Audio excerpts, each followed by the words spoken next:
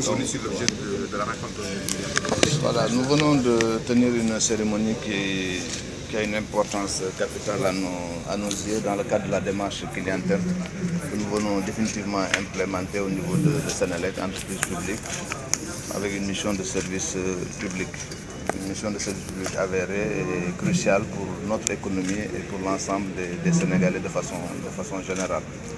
Et donc, c'est bien de proclamer cette démarche clientèle, mais c'est mieux de l'appuyer par des actions concrètes, comme celle que nous venons de vivre ce matin à travers la remise de chèques à des sinistrés qui ont eu à connaître des sinistres d'origine électrique, pour lesquels la responsabilité de Senelec a été établie.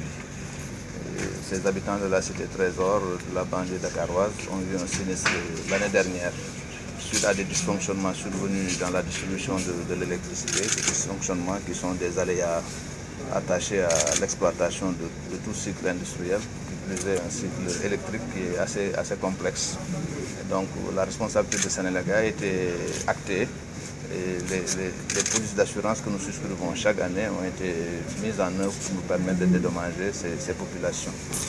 C'est l'occasion pour moi de les remercier pour leur patience et surtout pour l'inspiration qu'elles nous ont donné ces populations, ces clients de Senelec, parce qu'à travers la longueur de cette procédure, nous avons été amenés à mettre en place, à travers le service juridique de Senelec, que je félicite, un guichet unique des réclamations, pour permettre de centraliser les réclamations des clients, mais surtout pour leur permettre de simplifier les démarches administratives. Parce que nous sommes une entreprise publique soumise à la loi, soumise sous l'autorité d'un conseil d'administration. Nous ne pouvons pas nous permettre d'engager des procédures de remboursement pour des sinistres pour lesquels les preuves ne sont pas fournies. C'est souvent le problème que nous avons avec les clients. C'est une chose de dire que mon appareil a été endommagé, mais c'est une autre de prouver que c'est la mauvaise fourniture de l'électricité qui a endommagé votre appareil. Et il y a des procédures pour cela. Et donc dans ce travail d'éducation pour lequel vous avez un rôle important à jouer, vous médias en tant que relais, donc nous avons organisé aujourd'hui cette cérémonie pour pouvoir également passer ces différents messages.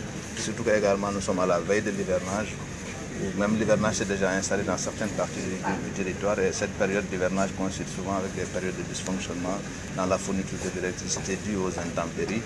Donc forcément, qui dit distribution de l'électricité, quel que puisse être le confort que nous avons aujourd'hui au niveau de la production, qui nous permet même d'aider un peu nos parents de la Gambie, nous avons encore quelques soucis au niveau de la distribution, soucis qui font que de temps à autre, on va connaître quelques perturbations. Mais chaque fois, notre engagement est de revenir dans les meilleurs délais. Et aujourd'hui, vous pouvez le consulter sur les sites de Senelec, tous les chiffres sont postés. On a réduit sensiblement les temps d'intervention et tous les clients ont eu à noter une certaine amélioration dans la fourniture, la distribution de l'électricité. Justement, ils étaient en nombre, combien a été impacté? Il y avait à peu près une quarantaine de familles qui ont été impactées. Et donc, il y a des dommages importants, d'autres moins importants, parce qu'il y en a qui ont perdu un ventilateur, d'autres un poste radio. Mais comme on dit en Wolof, donc il y a des gens qui vont recevoir 10 000 francs pour un poste radio, c'est leur droit. Il y a d'autres qui vont recevoir plus, c'est en fonction des sinistres. Et également, il faut prouver, il faut avoir peut-être la facture du matériel qui a été endommagé. Il faudrait en tout cas que les Sénégalais qui veulent sauvegarder leurs droits apprennent à s'inscrire dans des procédures de normalisation en achetant avec des factures, en gardant leurs factures. Tout cela c'est important quand il y a un dommage, cela permet de vous faire rembourser. Et quand il y a un sinistre, de faire constater, appeler le numéro d'urgence de Senelec. Parce qu'il est arrivé par exemple que des clients nous saisissent pour dire qu'ils ont connu un sinistre. Mais quand on vérifie au niveau de la distribution, parce que tout est enregistré dans un ordinateur, on ne peut pas, c'est comme les messages que vous recevez sur vos portables, on ne peut pas les falsifier. Quand il y a des coupures, c'est enregistré dans l'ordinateur de la distribution. Donc on ne peut pas gommer cette coupure, dire que cette coupure n'a jamais eu lieu. Si vous habitez Guédiawaye, vous avez subissez un dommage qui peut être d'origine électrique, mais pas forcément lié à la fourniture de l'électricité, parce que pendant cette période, Senelec n'a pas noté d'interruption ou de perturbation dans ce quartier-là. Ça veut dire que votre dysfonctionnement a une origine interne, ce qui peut arriver. Les courants coupés. Et quel est le montant total à partager? Non, les populations nous ont demandé de ne pas parler de leur montant, donc il faut leur laisser cette liberté. Mais nous, en tout cas, la Senelec, depuis l'année dernière, depuis 2016 que je suis on a eu à payer une centaine de millions sur des sinistres. Voilà. Donc, Monsieur le ministre, souvent aussi le type d'habitation et le système de connexion des réseaux fait défaut. Est-ce qu'à cet endroit, vous n'avez pas un appel à lancer aux populations? Il y a un appel à lancer. Effectivement, souvent, c'est les installations intérieures qui posent problème. Il faut les normaliser en termes d'utilisation de matériel, mais en termes également de pose de ce matériel, en ayant recours à une expertise, parce qu'il y a des prestataires agréés qui doivent pouvoir faire ce travail-là.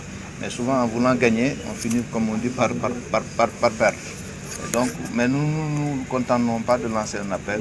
Nous avons ouvert un chantier sur la normalisation des installations intérieures. Il y a une association qui s'appelle Procolec, dont Senelec assure la présidence du conseil d'administration. Donc il y a des sociétés d'électricité qui sont membres de cette association. C'est une association d'utilité publique, Procolec, elle s'appelle. C'est nous qui finançons pour l'essentiel le budget de fonctionnement de cette entreprise et c'est dirigé par un ancien directeur de Senelec d'ailleurs. Et donc pour cette association, nous avons conclu avec elle une convention qui nous permet d'opérer dans la normalisation des installations intérieures, en commençant par les marchés qui concentrent quand même un chiffre d'affaires important pour Senelec certes, mais surtout pour ceux qui y travaillent.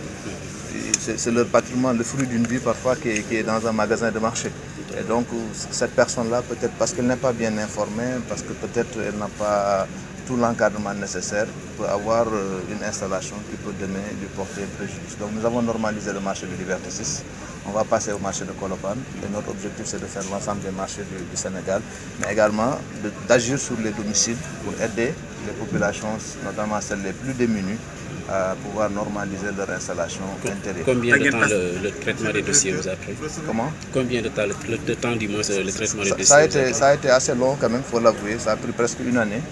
Donc c'est extrêmement long et c'est pour ça que je vous ai dit que ça a été pour nous le prétexte pour mettre en place maintenant un guichet unique qui va centraliser toutes les réclamations et le traitement. Et peut-être à travers ce guichet unique des réclamations, on pourra réduire sensiblement les délais. Nous, notre objectif, c'est quand vous avez un sinistre dans les 6 mois d'être remboursé, en à moyen d'une année. C'est l'objectif que nous nous sommes fixés.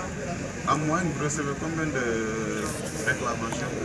Une centaine de réclamations par année. Et dire que je n'ai pas la statistique exacte, mais on n'est pas loin de la moitié, quoi, 50% de cas qui sont avérés ou en tout cas qui peuvent être prouvés. Parce que peut-être même le client peut avoir raison, hein, mais pas de preuve, pas de droit.